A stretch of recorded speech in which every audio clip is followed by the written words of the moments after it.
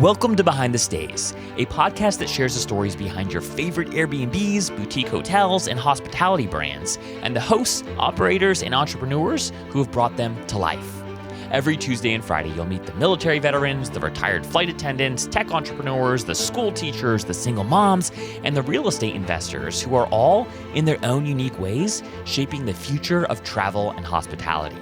Discover how these visionaries from all over the world have built chic cabins in the mountains, designed bohemian bungalows on the beach, erected eclectic off-grid and nature-immersed escapes, and so much more. Behind the Stays is brought to you by Spontaneous, the internet's best destination for last-minute Airbnb deals. You can subscribe for free at spontaneous.com. And I'm your host, Zach Boozy-Cruz, co-founder and CEO of Spontaneous. All right, friends, enjoy the show. All right, Scott, we are live, sir. How are you doing this fine morning? I'm good. How are you this morning, Zach? I'm doing great. And for our listeners, I mean, this has been like a marathon this morning. We've been working through all sorts of like technical issues and glitches, but I think this is it, Scott. I'm feeling good about this third recording. It's gonna happen. I like it. Oh gosh. Well, Scott, one of my favorite questions to kickstart these conversations with is to ask folks, if you were asked as a 10-year-old, like what you wanted to be when you grew up, how would you have responded? So if someone were to come up to 10-year-old Scott and say, "Hey, buddy, what do you want to be when you grow up?" Like, what would you have said?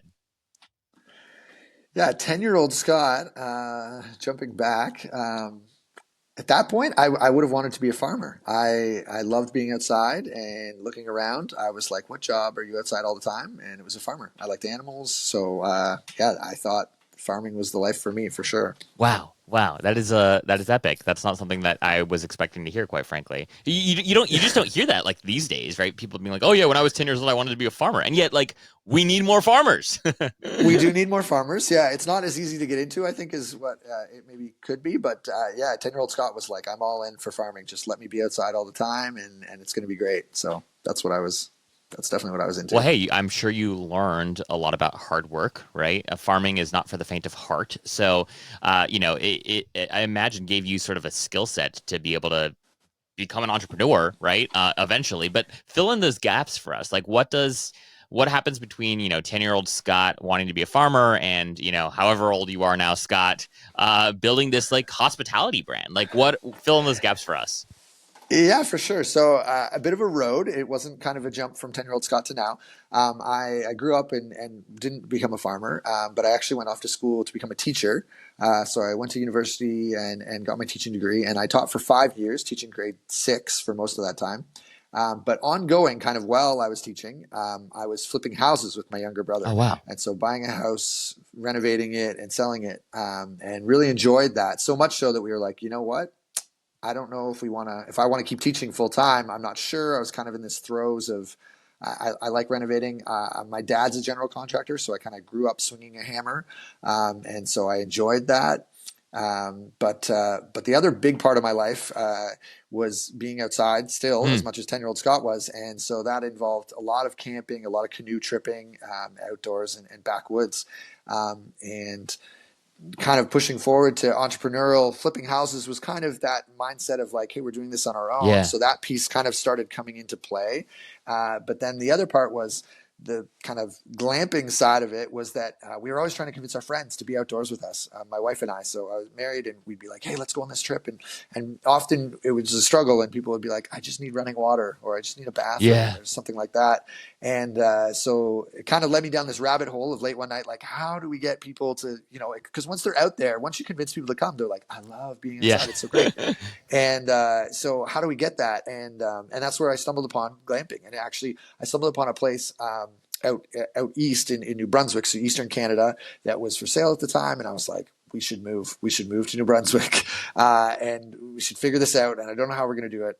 And at the same time, my younger brother still being a part of this. And he's a full-on entrepreneur mindset all the time. And he's like, okay, we can figure this out, but we don't need it there. We're going to do it here because it's not going on here in Ontario. That's where we are in Ontario, Canada. And so that's kind of what started us on this process, the ball kind of started rolling of, okay, what does it look like to open up here and how do we do that? And then away we went. Wow, wow, that is amazing. So you guys, neither of you had experience. Well, you did have, experience flipping houses. It's not like that's very different than getting into like the short-term rental, like, hospitality game. It is, yeah. It's very much so is. So we could fix a lot of things, but short-term rental isn't just about fixing things. And so it was figuring out kind of hospitality-wise, which, to be honest, our team. So it's myself, my wife, my brother Ben, his wife Alyssa, and the four of us kind of together were able to kind of piece this together, and we all have our own strengths that really bring to the hospitality industry, I would say, which makes Back 40 come alive. Wow, that's amazing. So, okay, so tell us about Back 40, right? So you told us a little bit about how you guys decided to pursue this kind of crazy dream, right? And how cool that you got to do it with your brother, right? And now it's a truly a family business, right? Which I'm sure has its cons, but like ups and downs. Yeah, the pros are, right? You get to work together. So tell us a little bit about like exactly what Back 40 Glamping is for those who aren't familiar. For sure. So we're a geodesic dome experiential stay. So it's coming to a place, lots of people won't know what a dome is, but kind of like a big igloo mixed with a yurt, kind of in between that. We're here outside of Meaford, Ontario, Canada. We are on 26 acres, a beautiful kind of up on a hillside looking down. We have a pond, a creek, trails throughout. And what we provide is essentially for people to come, have their stay away, specifically to groups of two, which maybe we'll get into a little bit later, why our cap on guests is 2 per dome. Yeah. But largely couples or friends coming, usually for celebrations of some kind, whether that's anniversaries or birthdays, a lot of proposals, exciting things like that, which is really neat. And coming to offer the amenities here where, you're fully immersed in nature without any comforts of, like you're not losing any comforts from home. So each dome has its own private hot tub, king size bed, full running water, and you're not. It's not any kind of toilet that is like something strange in the backwoods. It's just a regular toilet, which people are always very excited about. Kitchenette, and then a number of add-on packages to kind of really up your stay and make it something special here at Back 40. Oh, that's amazing. So I want to hear a little bit about like where you guys got your information and intel and inspiration to build something like this, because again, right, glamping and these like experiential stays have really started taking off, but it's still like relatively new, right? Like the idea of going and spending what you might spend at a 4 or 5 star hotel for a dome in the middle of nowhere, quite frankly, is like that's still it's trendy, right? But it's not mainstream. So where did you guys go to figure out how to do this? Yeah, interestingly enough, we really didn't go anywhere. That was the crazy part, and I think that's why our friends and family thought we were nuts, because they were like, "You haven't even seen one of these in real life." And we're like, "Yeah, but trust me, it's going to work." But yes, I would agree with you. It's really not mainstream, and so the whole hoops of trying to get Back 40 off the ground was crazy when you're trying to explain to someone that's never seen a dome before how it's going to work, and whether that be potential guests or the actual municipality in terms of getting building permits and even zoning regulations to be able to open. Yeah. It was quite a process to try to convince people and help them understand what Back 40 was going to be and what our vision was, and bring that to life. And so we did struggle with that from early on. And it took quite a bit of time to actually get up and kind of cut through all the red tape to be able to go forward. Oh, dude, I can't imagine. Anytime I hear these stories of entrepreneurs like yourself who've had to go through so much red tape, right, just to freaking open, it's like it terrifies me of ever wanting to do something quite like this myself, because I'm like, dang, you mean you had to wait like a year and a half? Like it was ready to go, but like you were ready to go, but you couldn't even start building for a year and a half. Like I don't have the patience for that. I don't know how you guys did it. A lot of perseverance. Yeah, a lot of perseverance. In hindsight, I'm like, wow, we should have quit. I'm glad that we didn't. Oh, I'm glad that you're in it too. So you guys have, what is it 5 domes right now? Is that correct? Yeah, so we currently actually have 4 domes. Okay. The 5th one opens in about a week, which the crunch is on to kind of put the finishing, polishing touches on it to get it all up. So it's booked out, and it started by next week, full to the end of March. which is exciting. And so we have to make sure that it's done and ready to roll. So that's the excitement there. But yeah, we have 5 domes. We have the infrastructure for 8, so we have 3 more. We'll have another. The 6th one will go up in the spring, and then probably 7th in the fall, and again the following spring. So kind of pacing ourselves in growing larger. How did you guys decide on domes? Like, one of my favorite things to ask folks that come on this pod too is, a lot of people that come on are doing really cool experiential stays. They've got, really, really unique structures that they've built. And I'm always curious how folks arrive at like the unit type. So what was it, domes from the beginning for you guys? Did you consider other structural types? Like, why domes? Yeah, so right from the beginning, we thought domes were just incredible. Yeah. I love the structure of the dome. I think it looks really neat. I think the biggest thing is that it really allows you the indoor-outdoor thing with this massive window where you're inside, but you fully feel like you're outside. Yeah. And with the addition of see-through ceilings to have stargazing is pretty neat. So some of our domes have those as well, stargazer domes. And so we were pretty set on domes. Our initial actual thought was that we were going to have 5 domes and 7 kind of A-frames.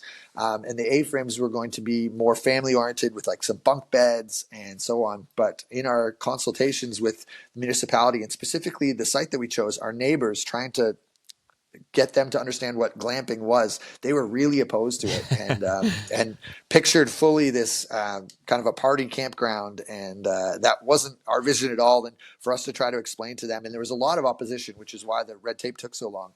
And so we actually switched. One of the actual comments in one of the public meetings was, "Am I supposed to hear the sound of children laughing from my back porch?"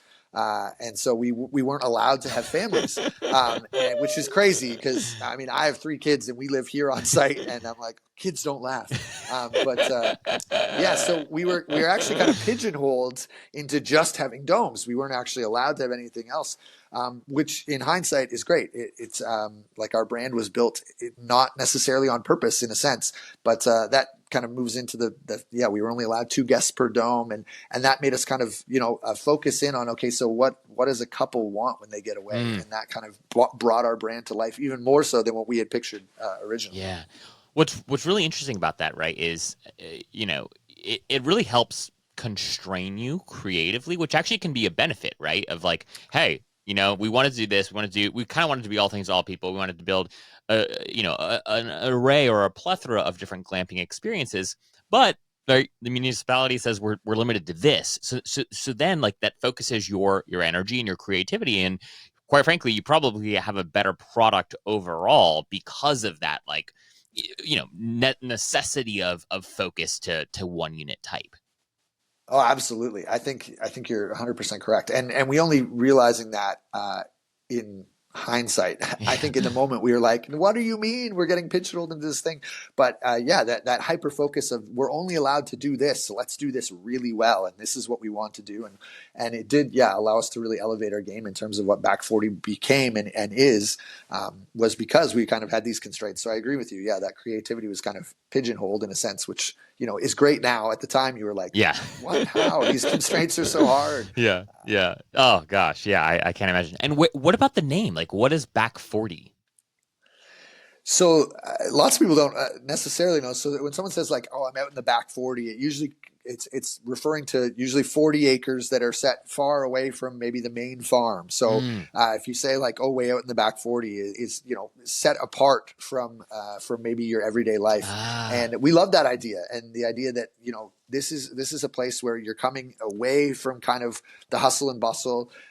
We want you to come to rest, rejuvenate, connect with whoever you came with, connect with nature, have the time to just kind of enjoy and be set, in the Back 40, back away from kind of the hustle and bustle of the world. So it kind of, grew on us, and we were like, yeah, it's Back 40. That's what it is. So it worked out perfect. I love it, man. That's awesome. It's a great name, and it's even cooler once you understand the meaning right behind it. Hopefully some of our listeners might be like, emailing me after being like, you don't know what, Back 40 is. And I didn't, and I've been curious. So, thanks for enlightening me. I love the meaning. It's so epic. So speaking of like the business and building the brand, what, as you reflect on like the last couple of years here, like what was like the hardest part of getting Back 40 live? Was it all the red tape? Was it actually building the structures? Was it the marketing around it? Like what were some of the hardest aspects of bringing the business to life? For sure, yeah. Where we're at now seems incredible compared to in the past few years and trying to build. But the hardest aspect was definitely our period. So it took about 2 years for us to get through that red tape, Wow. and specifically kind of the relationship with neighbors, and more so just like miscommunication, misunderstanding, and not in the sense of like, oh, you didn't hear what I said. It was more like I'm saying a geodesic dome, and people are like, I don't know what that is. And so, like I said, it's trying to show them and convince them. And there was a lot of fear, I think, of change, which is fairly natural, normal. But so that was our biggest hurdle, was to try to convince, I would say, our neighborhood that this is actually going to be great for our community. There's a number of great local chefs and artisans and a number of things that we're partnering with and experiences, and we're kind of pushing the growth of other small businesses by our existence. But it was kind of getting that message out there, and that was really hard at the beginning. So that was our first kind of big hurdle. There was like hilarious hurdles in hindsight along the way, after we finally got going, and we kind of were able to say to all these people that were opposed that, like, trust me, it's going to be fine. Like, look what this actual product is. It's a really great place. It's quiet. Yeah. Once we finally got through that, there was building the first dome. There was 4 guys. It took us like a number of days, and it was like really hard. And now, on our 5th dome, it's just 2 guys, and we can put it up in a day. We know what we're doing. So there's those kind of things. The actual night before we opened, our very first night, I was like, our water pressure's low from our utility building, and trying to figure out what was going on. And we actually had a leak underground, and I was out there, and it's like 11 o'clock at night. It's pitch black. We have lights. I'm trying to dig down to the water pipe. And it was, so there was like the last minute hurdles, which ended up being fine. We were able to find the piece and flop it. And it worked.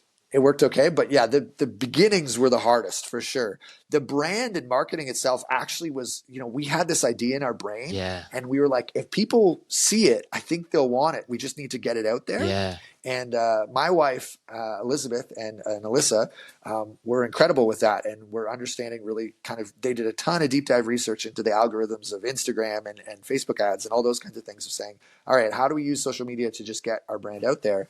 And that's what really took off for us. And we took on bookings right away, and it's been a crazy busy ride since. Wow. Which has been great. Are there other, talk to us about the competition in Ontario specifically. Like, are there loads of other unique stays that have been developed? Are there other domes out there, or are you guys sort of like in the kind of the first inning, if you will, of unique stays in Ontario? Yeah, so we're definitely early on the field, I'll say. We actually started the process earlier than I think anybody else, but because we were waylaid for these 2 years, a couple other places did open. Okay. In the area, a specific, like one other dome place that's roughly 2 hours away, so not that close, but Ontario-wise, that's close enough. However, there are there's just lots to go around. It feels like people want experiential stays. And so, we regularly get letters and emails and messages that say, hey, I'm thinking about opening. And people are like, oh, well, don't give them your secrets. And we actually feel the opposite of like, hey, you know what? We're okay with sharing our story to you. There's a lot to go around. Like, there's a lot of people want this. And I think it's something that is great and can continue to grow. And not just with domes. There are other experiences in the area where, there's tree houses or cabins and A-frames and different ideas like that are also unique. But I think not just within Ontario, I've found that kind of glamping overall and these different experiential stays, there is like a camaraderie where a lot of, we'll reach out to other places and they'll like respond with like, oh, hey, how are you doing this? And, oh, this is what we've tried. And it's like a, kind of this interesting little community that kind of all wants to push each other to kind of produce our best products, which like we've loved and feel happy to kind of be a part of that and continue it on. So that's been a big part of it too, is that there are other stays, but we're all kind of working as a team to kind of, bring glamping to the forefront in general. Yeah. No, I love it. And, on that note, one of the things I always, we talk about on this podcast, right, with folks is like a lot of these sites have 8, 10, maybe 12, maybe 15 or 20 sort of like units, right? And 20 is a lot for like, a glamping site, right? Yeah. And still, that's 20 like rooms essentially. When you think about like Yeah, which hotels, is like in like a nothing city, for a hotel. yeah, it's Yeah. like you're talking about like hundreds of rooms per hotel, right? And Yeah. and then they're all right next to each other, and so like it's just funny. It's like no, like if you guys are at full capacity with four groups, right? Four couples Yeah. staying at your place, like if people love glamping, like, and they want an experiential stay, like, and you guys are booked, right? And they've got no other option but to drive 2 hours, like that hurts the traveler, it hurts the consumer, and ultimately it hurts the category of unique stay, right? I Whereas would if agree. you Yeah. do have enough, right, to go around, more people are exposed to it, more people understand that, oh wow, there's a way to be outdoors and not like sleep on the ground and get like rained on in the middle of the night, and you wake up and your back is sore for 3 weeks after, right? Like there's a way to experience nature in kind of a luxurious fashion, right? And if that sort of sentiment gets if more and more people get the opportunity to experience that, right, that's the kind of thing that changes travel and hospitality. And I think that you guys are great examples of people that are pioneering this. And I always like anytime someone sends me a DM and they're like, I'm just worried that there's like too much competition. I'm like, the nearest thing to what you're trying to do is 3.5 hours away. Yeah. That's not competition. So anyway, And sorry. that's exactly it. I agree with you. Like the trend of where hospitality is heading is really interesting because there's so much room, I would say, for growth. And the reality is as the consumer comes, so someone comes to Back Forty Glamping, they have an incredible experience. They're then looking for another experiential stay. They're like, Yeah. I had a great time with this experience. Yeah. What else could I do? And whether that's another dome place or whether that's another, type of stay entirely, they're like more interested because they had a good experience. So the more that we kind of grow the whole industry of this kind of glamping subsection of hospitality in and of itself, I think it continues. It kind of snowballs on itself, and the consumer kind of drives that forward. Yeah. And so I definitely see that kind of headed in that direction. Yeah, 100%. I want to ask you about your add-ons, because I think one of the things that's really interesting about a lot of these spaces is people, and I've talked about this a zillion times, but people like they struggle with food and beverage. They struggle with sort of like, hey, you're in this really cool, beautiful space, but it's in the middle of like there's not much to do. Like it's in the middle of nowhere, Right. right? So no, nowhere. Yeah. And so I want to hear, but I was exploring your website and I saw all these add-ons. Like people can get like you guys have partnered with chefs and other like local artisans, and you've created these really cool experiences for your guests. Can you just talk to us a little bit about these add-ons, and then talk specifically about which add-ons have worked really well, and then maybe some of them that have haven't worked as well as you guys might have expected?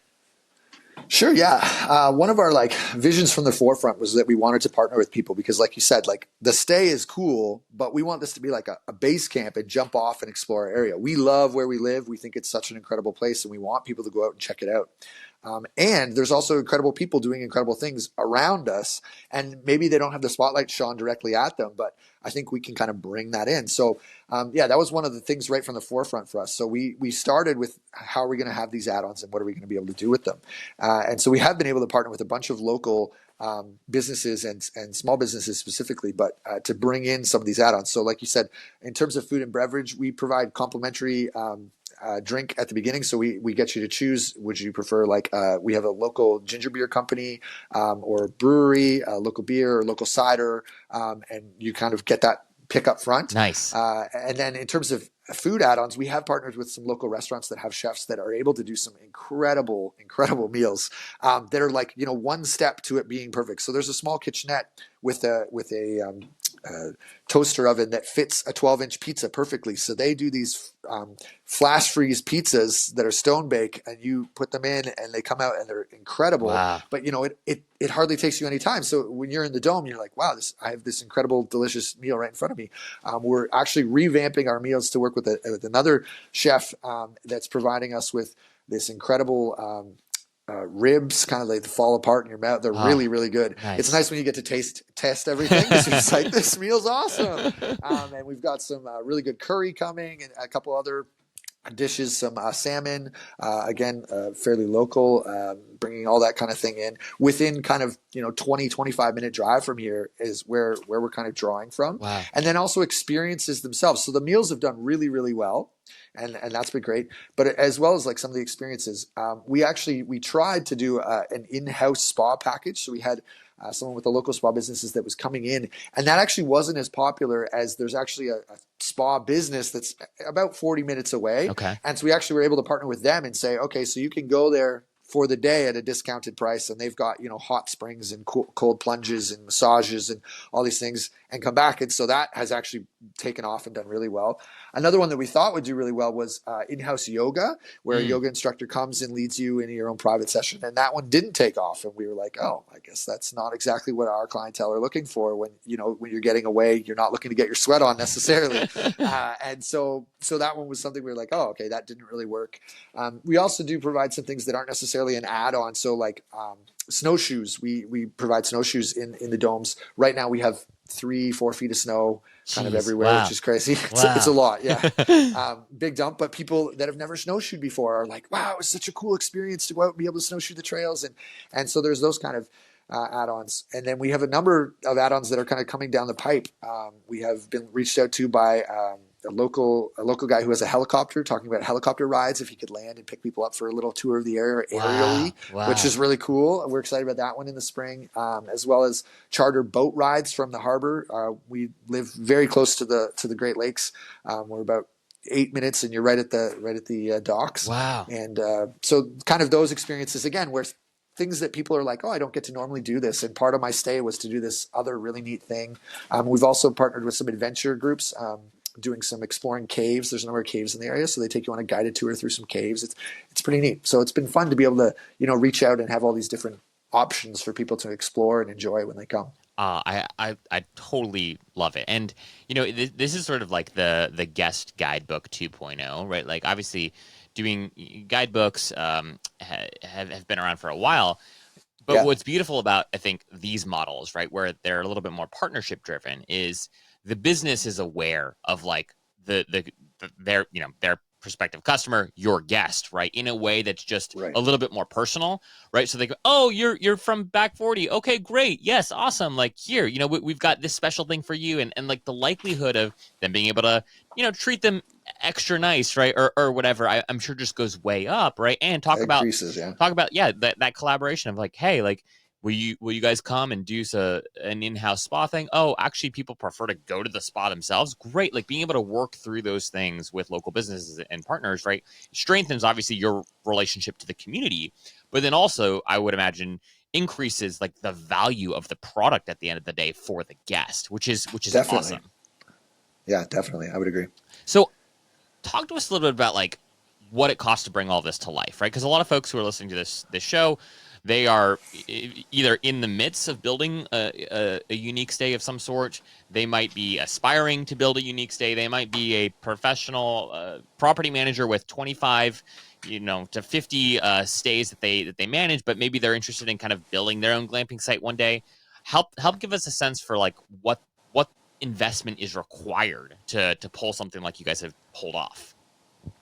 Yeah, so it's substantial for sure. We this is, we put all of our eggs in one basket. Yeah. I'll say that for sure. So this is, two couples and all of their life savings are in one place.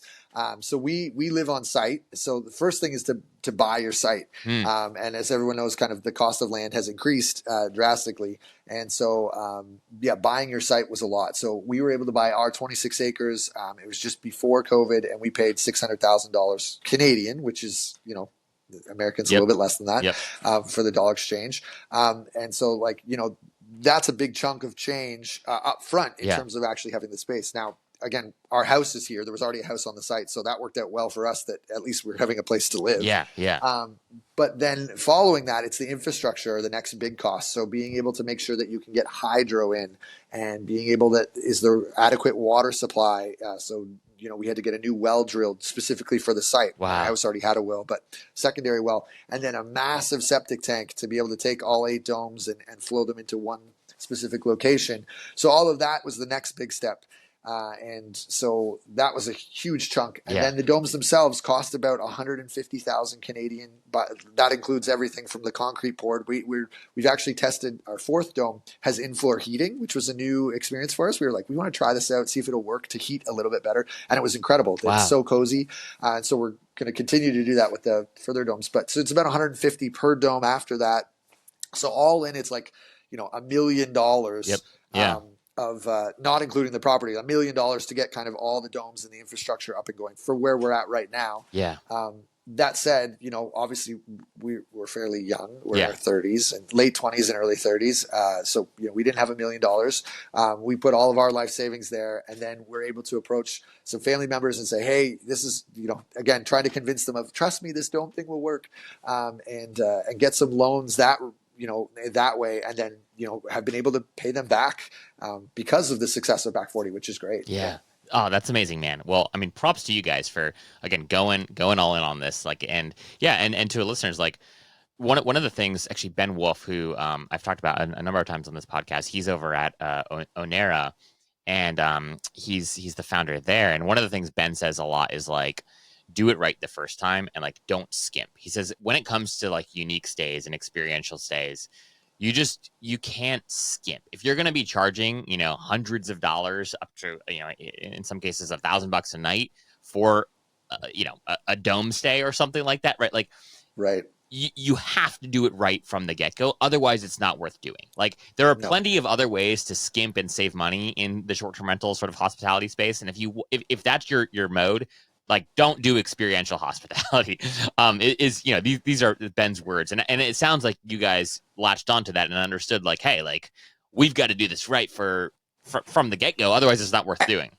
And it's so hard. Like, yeah. you know that's true, but you're just like, I don't want to spend all this money, but I have to. We found the exact same thing. Yeah, Ben's 100% correct. That it's like, spend it. It feels terrible at the time, but you're like, you know what? If I spend the money now and make this beautiful product that's actually lasting, I'm going to be able to pay it back. Like, that's the point. So we would say that. And then also the other thing not to skimp on, I would say, it's finding, we have an incredible changeover team, and we pay them very well because they're incredible. Yeah. And lots of time people kind of have a negative view of, like, cleaners. Yeah. But the cleaners are the backbone of your business. Yeah. And so for us, we're like, we want top of the line. We're going to pay you top of the line money so that we trust you, and you're invested in this. And they're our changeover. I can't speak highly enough about our changeover crew. Yeah.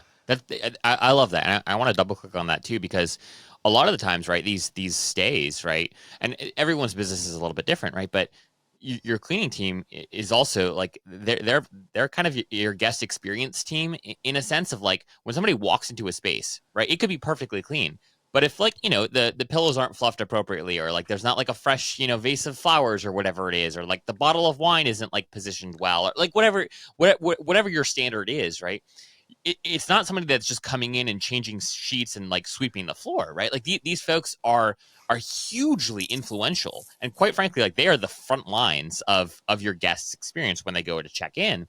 And the number of times, again, you hear people talk about and complain about how much cleaning costs. It's like, hey, don't think about it as, like, a cleaning expense. Thinking about it as, like, hey, this is a guest experience, expense ultimately.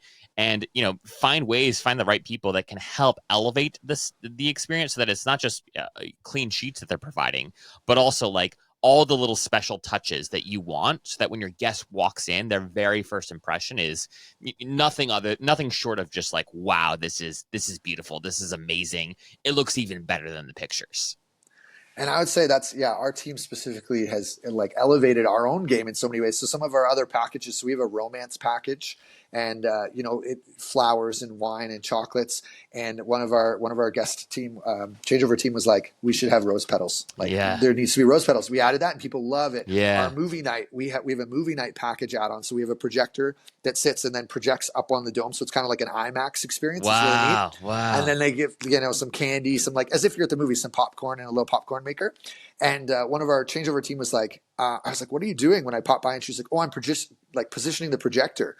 I said, what do you mean? She's like, well, people don't want to waste time trying to figure out where exactly it should sit. So I just have it sitting there, and then all you have to do is press on. Wow. Duh. Amazing. That's so clever, but it adds. People are like, oh yeah, like that's the experience is, I want to watch a movie, I press play, it's there. Yeah. So yeah, there's those things where you just find the right team, and that's really important. Oh, I love it, man. Well, so I want to hear about what's next. So you guys have, the fifth dome that's opening very, very soon. Probably by the time this episode drops, it'll be open. Yes. And then you said you've got space for 3 more. Talk to us a little bit about what the next couple of years look like for Back 40. Yeah, the future is bright. So my brother Ben, he's the visionary. So he's the one that like looks forward and sees these things and pushes us to pursue them. And I usually am the one that is figuring out kind of the logistics of how do we get there. But one of the things is we've been approached and we're just in the process of starting franchising. And so we have someone kind of already in the pipe that has property, and we've kind of been meeting with them for the last kind of 6 months, 8 months Wow. to kind of step up where the next kind of step is to franchise out. So that's going to happen within the next kind of 12 months, is that we'll open another site. And that we're really excited about that. And then one of the other things that we get asked all the time, which do kind of often connect hand in hand, is weddings. And so we've kind of started into the process of saying, what would it look like to have a wedding venue? Not necessarily on this site, because we still want Back 40 to be actually like, set away. We're not, coming for a stay and be like, also there will be a wedding over there, but another property, and starting to kind of figure out, okay, so how could we afford that? Can we approach again investors and say, here's our idea? Because we do get a ton of people that propose here all the time, which is really cool to be a part of. But then they're like, oh, we'd love to get married here or in the area. And we're like, there's not really a place, but maybe we could make one. So that's kind of the next, kind of down the pipeline thought process is continue to push Back 40, but also have kind of another, it's almost like an add-on, wedding add-on. A wedding add-on. I love it. I love it, man. And I think what's funny is I don't think you guys are alone in thinking about that. Is with like the experiential like hospitality entrepreneurs that I've been fortunate enough to meet. That does seem to be this like next step for people, because literally they walk through the same thing that you just talked about, right? Someone gets engaged at the beautiful glass house that they own, right? And they're like, oh, wouldn't it just be like amazing to be able to get married here? And then the entrepreneur is like, huh. You know what? People spend a lot of money on weddings. It would be nice. How could we make that work? So it is really cool to kind of see this extension happening, right? Of like people who've invested time, money, and blood, sweat, and tears in crafting these gorgeous, incredible experiences, now potentially being able to get into an adjacent business. So again, that comes with a whole new can of worms. But absolutely. But yeah, you're definitely onto something, because I know that's what some other folks are thinking through right now. I do want to ask quickly about franchising, because that is something that several people have asked me about. Is like, hey, are there examples of people who have started a franchise because of the brand that they've built in this space? If so, who are they? And honestly, we haven't spent much time talking about it. There are some that we've talked about in kind of the more traditional vacation rental management space, but in terms of like experiential hospitality, I don't personally know too many people that have successfully been able to do this. What are you got? What can you tell us about what that? I know it's very early, but like, what is it kind of looking like in terms of structurally how it might work? Yeah, and that's some of the questions that we're still trying to answer in general. I was actually, it was on your podcast, the guy that is part of Best Western. Oh yes, he was. I can't think of his name. Yeah, he was the CEO of Best Western Western UK, right? Yeah. So I Rob Patterson. Rob Patterson. There you go. I was like, I think it's Rob. He was saying how like you're building a brand, but then hotels a little bit have kind of like you go to one Best Western and another Best Western, they might be very different. Yeah. And so he was saying how now it's more like a loyalty program that kind of drives that. And with experiential stays, it's kind of the opposite. You're not looking for a loyalty. You want to like this really great experience needs to also happen in another site. And so we're trying to work through that. And that's kind of the question mark, is like, how do you allow a franchisee to make it their own and really thrive and excel, which obviously helps them, helps us.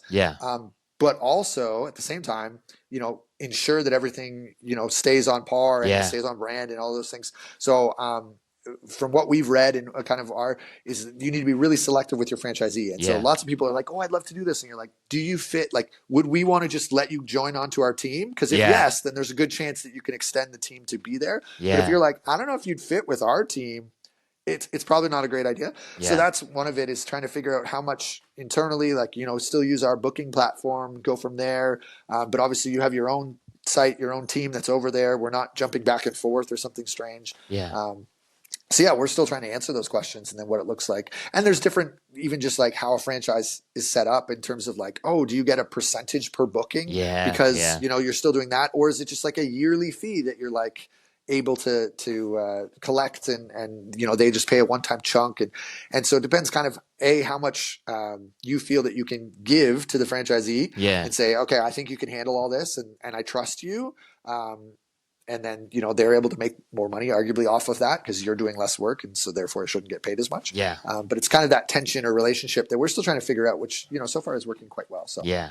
Well, dude, keep us posted on that, because I think this is what I'm waiting for this to become a little bit more mainstream, because there are so many incredible entrepreneurs like yourselves who've done the hard work of figuring out how to do unique stays, how to do it from a business standpoint, but how to build a brand, right? Quite frankly, and how to build marketing channels that actually work. What is needed for guest experience, right? How to acquire the right land, right? You guys have learned so much that there's a lot of institutional capital that's coming into the short-term rental space, and there are people that are looking for, hey, who do I talk to? Like whose Right. model can I clone, essentially, right? And so I think Exactly. the opportunity for franchising is never been riper, quite frankly, than it is right now. But it's still just so early. It's still a relatively new kind of asset, right? People are just, everyone's just trying to figure it out. So keep us posted on how it goes. We might have to have you back on in 6 months or so to just give us an update on that particular, because I know that's of interest to people that listen to the show. So, but Definitely. dude, I'm so thankful for you and your time and all the great work that you guys are doing at Back 40.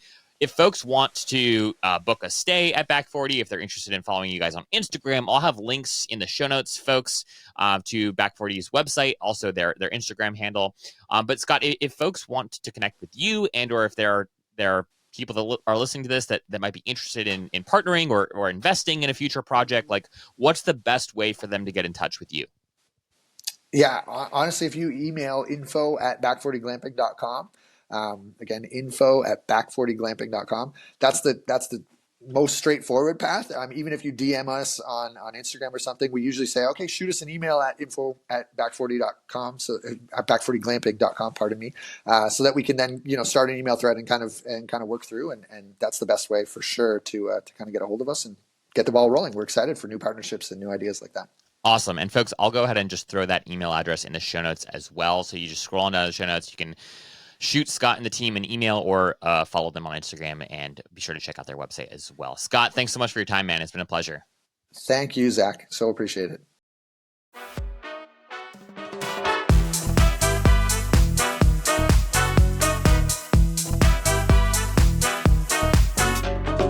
Thanks for joining us for this episode of Behind the Stays. I'd love to know what you thought of the episode. Feel free to shoot me an email directly at Zach, that's ZACH, @spontaneous.com, or find me on X, formerly Twitter, at ZBoozee, that's ZBOOZEE, or on LinkedIn at Zach Boozycruise. If this is your first time tuning in, it's a pleasure to have you, and we hope to have you back again soon. If you've been a listener for a while, though, I'd greatly appreciate if you could subscribe and then leave us a rating and review of the show wherever you are currently streaming this podcast. Last but certainly not least, Spontaneous and Behind the Stays are totally bootstrapped, and my ability to bring you these stories is only possible because of our incredible advertising partners.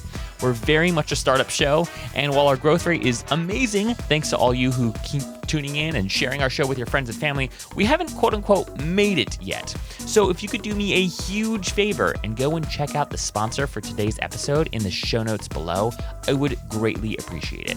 Even if their offering doesn't make sense for you right now, sending them a quick message on social or an email just saying that you're listening to the show and you appreciate their support would be incredibly amazing.